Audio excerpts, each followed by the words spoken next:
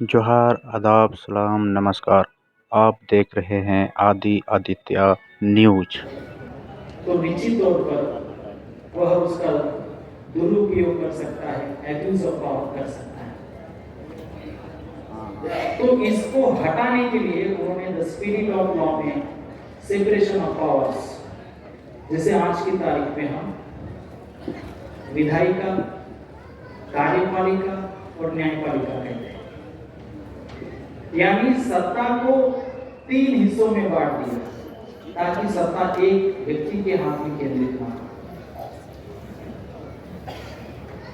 और वे आगे ये कहते हैं कि ये 3 स्तंभ जो है वो लोकतंत्र की नींव है। अगर इस लोकतंत्र की नींव को अगर आपको सुरक्षित रखना है तो एक स्तंभ ने दूसरे स्तंभ के काम में टांग नहीं अड़ाना चाहिए। अगर कार्यपालिका और विधायिका अगर न्यायपालिका में अगर हस्तक्षेप करती है तो लोकतंत्र की नींव खत्म हो जाती है।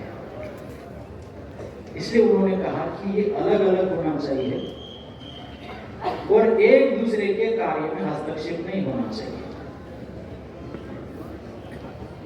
उसके बाद जब 1774 में अमेरिका में क्रांति हुई, जिसे अमेरिकन रिवॉल्यूशन कहा जाता है, और आप लोगों को शायद मालूम होगा कि 1789 के दौर में ब्रिटेन से आजाद होने के बाद अमेरिका के लोगों ने ये निर्णय किया कि हमें आगे राजेशाही नहीं बल्कि लोकतंत्र को चलाना है, लोकतंत्र को मजबूत करना है। लोकतंत्र को मजबूत करने के लिए उन्होंने संविधान लिखने का फैसला किया और ये दुनिया का पहला रिटन संविधान है।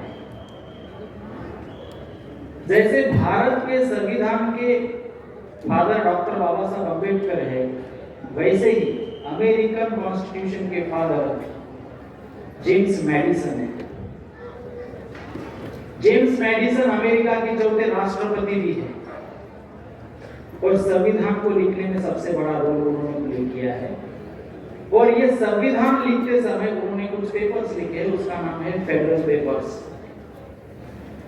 उस पेपर में वे यह कहते हैं कि अगर इस लोकतंत्र की नींव अगर इसकी हमें सुरक्षा करनी है तो उसकी 3 शर्तें हैं। वो 3 शर्तें अगर पूर्ण होती है तो ही हम लोकतंत्र की नींव को बचा सकते हैं। तो वे पहली शर्त ये बताते हैं कि ये जो 3 स्तंभ है, विधायिका, कार्यपालिका और न्यायपालिका,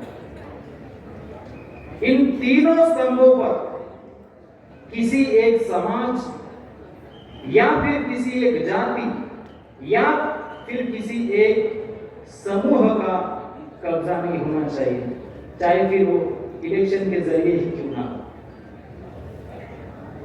अगर तीनों